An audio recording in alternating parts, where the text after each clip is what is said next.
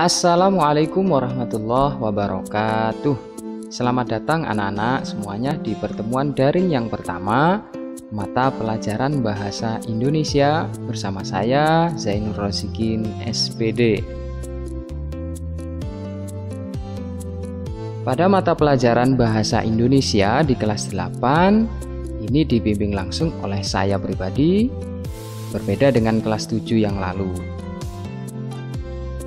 Perkenalkan, nama saya Zainur Rozikin SPD, alamat BPM Darussalam, Jalan Anjasmoro 3C nomor 7, Turirejo, Lawang, Malang.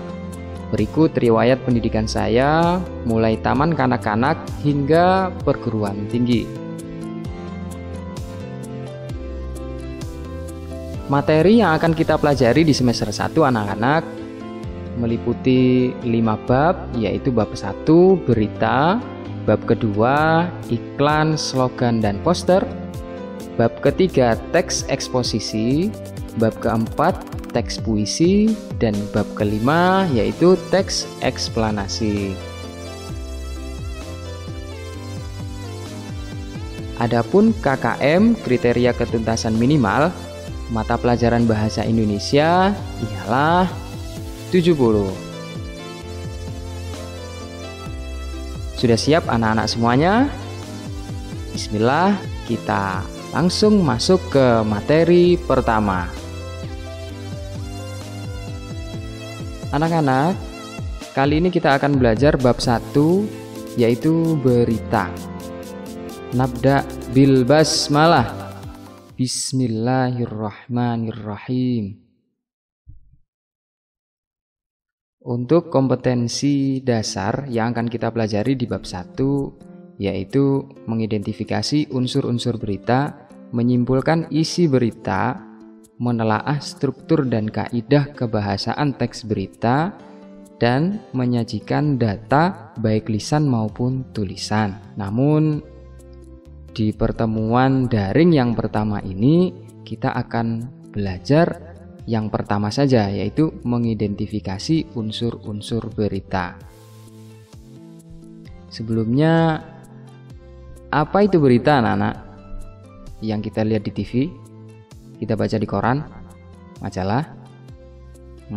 Kita simak dulu definisi berita berikut ini. Berita adalah informasi baru mengenai sesuatu yang sedang terjadi yang disebarluaskan melalui media massa. Isi berita itu apa aja? Macam-macam. Ada berita politik, berita ekonomi, hiburan, olahraga, kesehatan, atau bencana alam, dan lain-lain.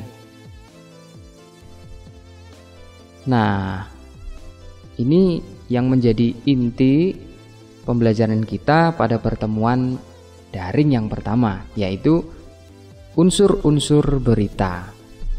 Anak-anak, apa saja yang menjadi unsur-unsur sebuah berita? Agar memudahkan anak-anak dalam mengingat apa saja unsur-unsur berita, kita akan memakai konsep adiksimba. Loh, apa itu? Coba perhatikan penjelasan berikut. Unsur-unsur berita adalah 1. Apa peristiwa yang terjadi? 2. Di mana peristiwa itu terjadi? 3.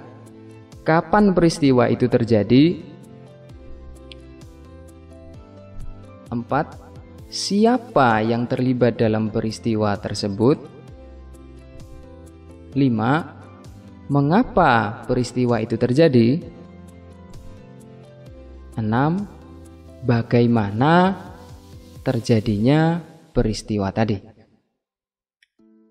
Coba kita perhatikan awal huruf dari masing-masing unsur tersebut.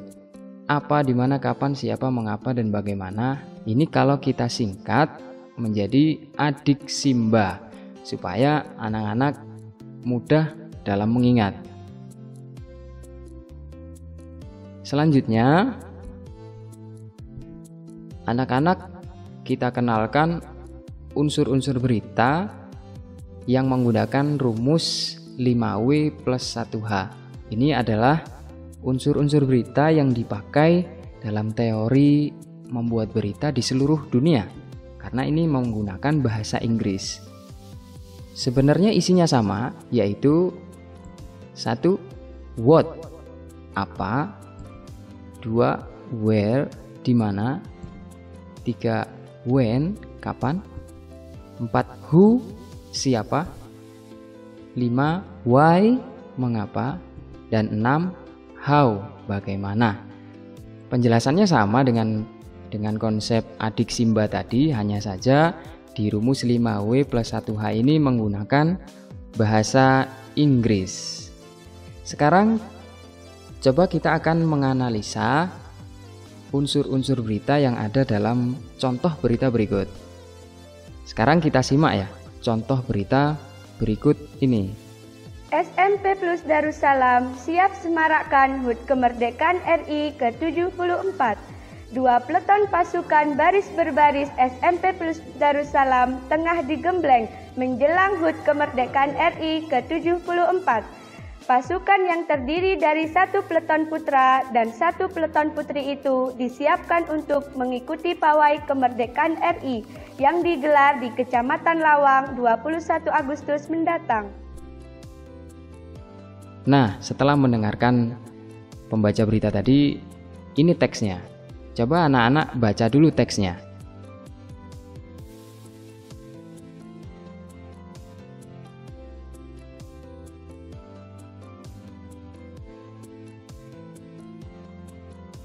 Sudah selesai? Coba kita analisa unsur berita yang ada di teks ini. Nah, begini hasil analisanya. Unsur apa atau what dari berita tadi adalah SMP Plus Darussalam siap menyemarakkan pawai HUT RI. Di mana kejadiannya? Di Kecamatan Lawang. Kapan digelarnya acara? 21 Agustus. Siapa saja yang terlibat? Peserta baris berbaris. Mengapa? Karena ingin ikut menyemarakkan HUT RI. Dan 6. Bagaimana jalan cerita berita tersebut? SMP Plus Darussalam menyiapkan pasukan baris berbaris sebanyak 2 peleton untuk tampil dalam pawai HUT RI yang akan digelar 21 Agustus. Nah, mudah kan anak-anak? Seperti itu contoh cara menentukan atau menemukan unsur-unsur berita yang terkandung dalam sebuah teks berita. Kemudian ketika kita membaca teks berita, apa sih ciri-ciri teks berita itu?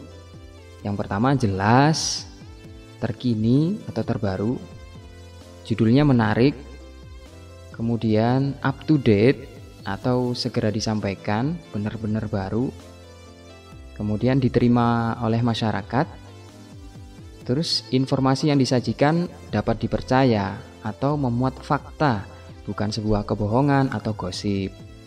Dan terakhir, kalimatnya sederhana agar mudah dimengerti oleh pembaca ataupun penyimak. Kemudian anak-anak, sebuah teks bisa dikatakan itu adalah berita, itu harus memenuhi syarat.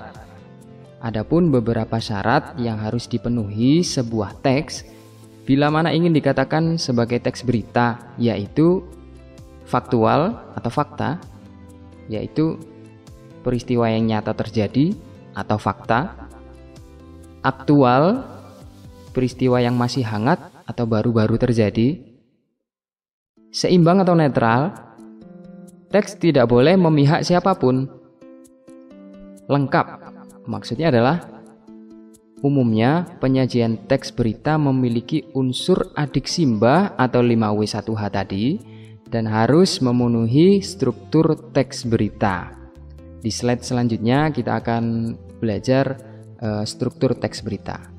Selanjutnya, sistematis, maksudnya adalah tata bahasa, cara penyajian dan susunannya harus berurutan agar jelas dan mudah dipahami pembaca.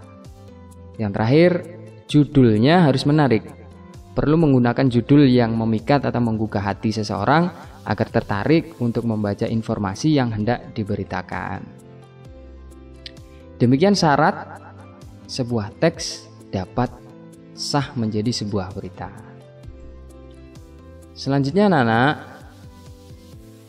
kita akan mengenal struktur penyusunan teks berita.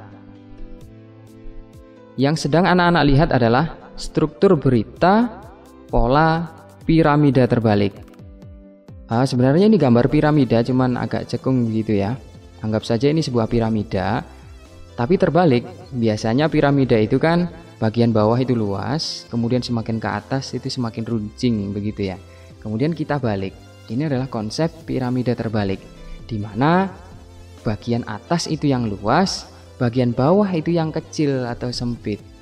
Maksudnya apa? Kita perhatikan.